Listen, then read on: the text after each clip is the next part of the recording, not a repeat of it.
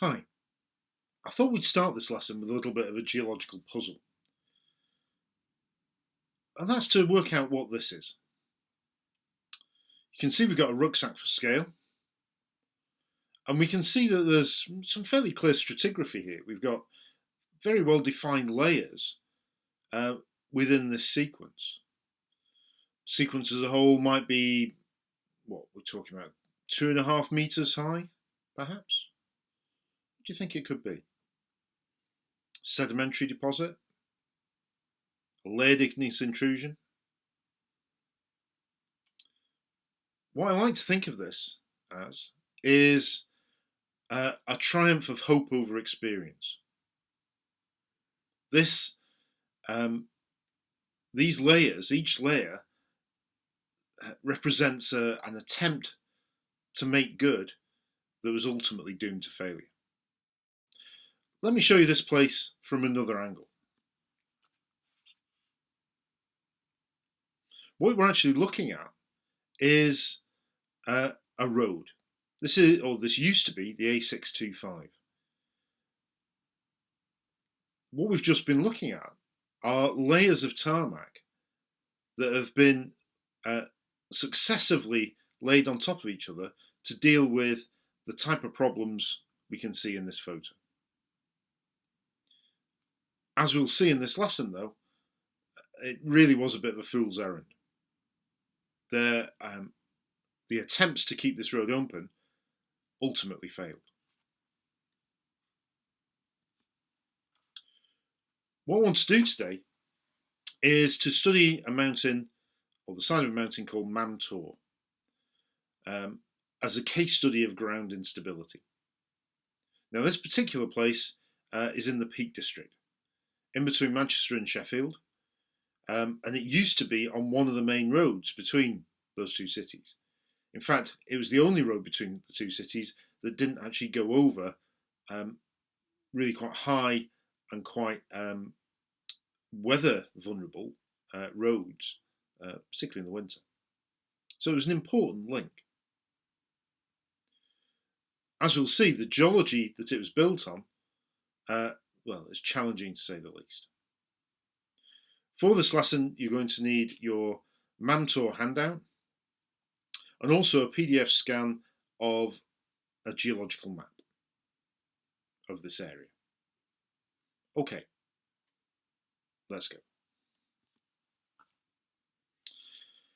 This is a photograph of the A625 in 1976. Busy road. You can see it was climbing up from the Hope Valley behind. There's a little town called Castleton in the background there. And the road will climb up this large geological feature called Trek Cliff around the foot of Mam Tor and then head off westwards back over to Manchester. This road was, as we've seen, a battle for the authorities to keep open. If you look very carefully at this photograph, you can see places where the road surface is very uneven, particularly on the right-hand side there. Eventually, in 1979, the road was abandoned. This is what the road looks like now, and is now really just a path. The reason for this is its geology. If you have a look at where the area is, this is the Ordnance Survey map. You can see we have Mam Tor, which is a fairly substantial hill, over 500 metres high. And it forms part of a ridge that defines the Hope Valley, where we find the rather pretty little tourist town of Castleton. You can see that there's this ridge extends from the far north east on this map, round to Mam Tor and carries on to the west via Lord's Sea. And then there's another steep hillside then that has the various caves and caverns marked on it.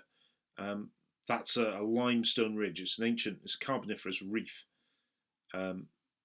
that's chock full of fossils and some really interesting minerals. But that's not really what we're going to focus on today. If we look a bit closer, this is a more detailed map of the area we're looking at. So you can find this location on the PDF of the geology map that I've sent you. And I want you to have a look and work out what the geology of this area is, particularly the area of Mam Tor. There is a boundary running through here, but what is the geology of the area around Mam Tor? This is the area in particular we need to focus on. This is where you can see where the green dots are. That's where the road has now been abandoned. So have a look at that geology map, see what you can work out.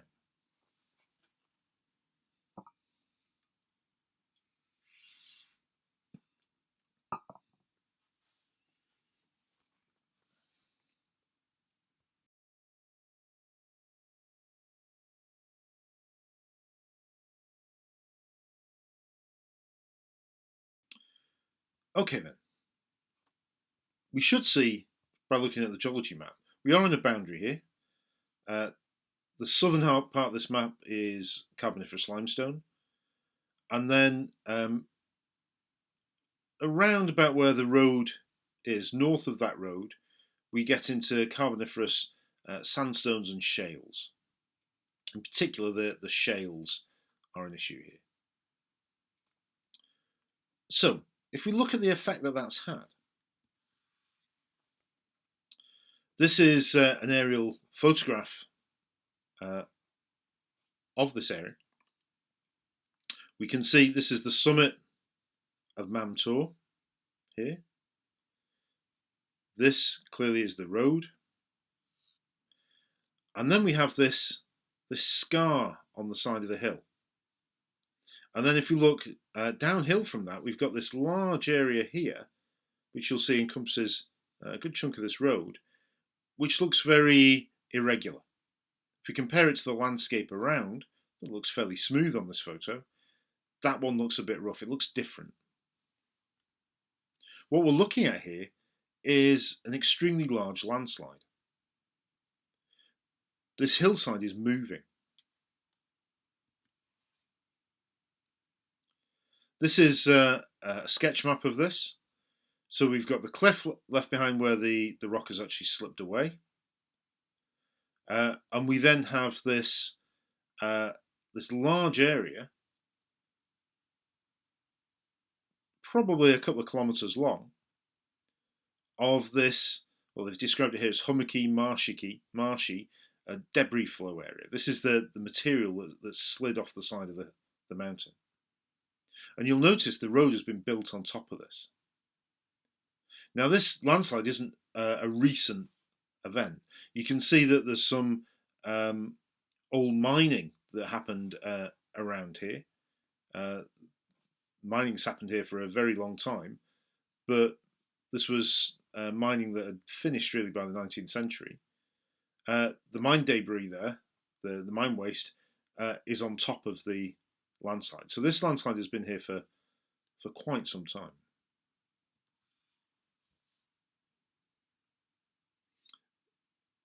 The cliff face reveals the geology. We can see that we've got these interbedded sandstones and shales.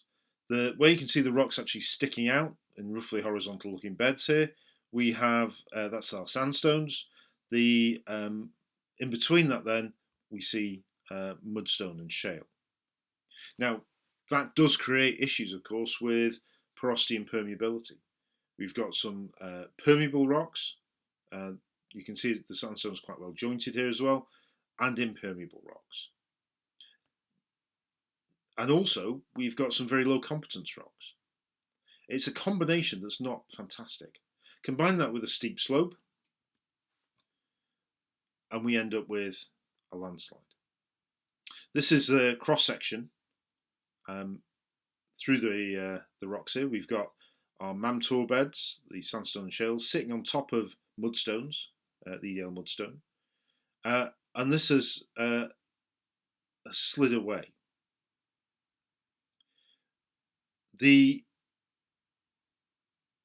red area here you can see is the slip zone, okay, and you can see there are numerous boreholes in this that show us where the water is. It may not surprise you to learn that the water table is above that slip surface. You can see there the water table, the groundwater level, marked on the cross section. You can see it's quite shallow and it's certainly above that slip surface. So if we have water, particularly water under pressure, lubricating this surface, it's going to move. This material as well, you can see, hasn't moved as, if you like, a single block, but has been more of a flow.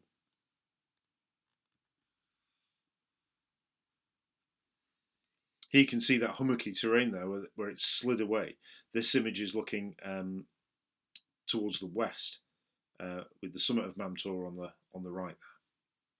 So we can see that this landslide was almost inevitable. But the attempts to engineer the road to try and fix it were ultimately doomed to failure. What do you think could have been done? What potential solutions do you think there might be to a problem like this? Have a think about that. Write some ideas down on your worksheet. How would you make a decision if you were the engineer responsible for maintaining this road?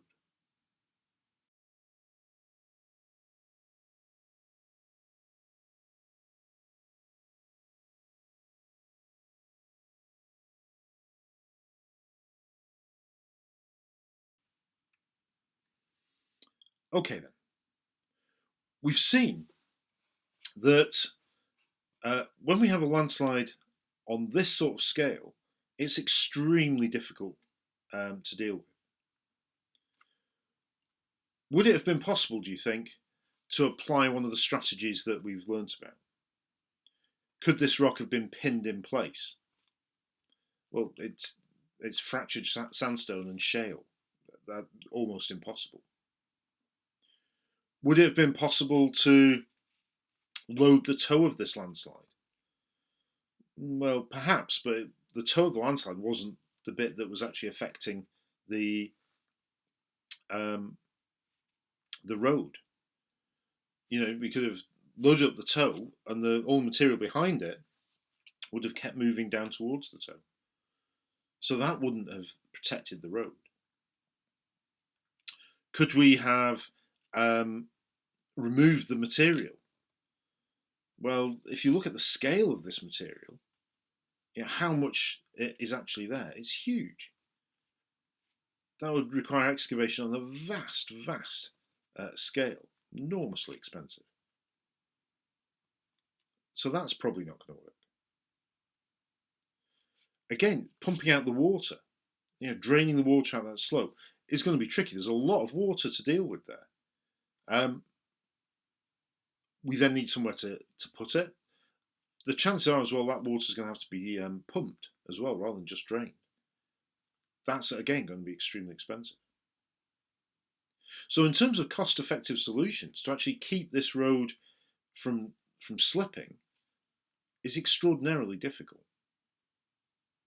The decision taken just to abandon this and use other routes is perhaps the most cost-effective one, despite some of the traffic problems that are caused elsewhere because of this.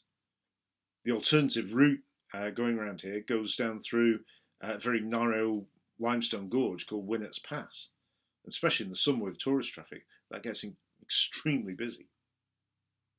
But it is the only way, really, to overcome this geographical barrier, to have cars go from Manchester through to this part of the Peak District. Anyway, it's an interesting case study, and perhaps shows some of the issues that geotechnical engineers have to deal with. What we need to do next is have a look at another case study, the consequences of which were far more grave. But that's for another lesson. I'll see you then.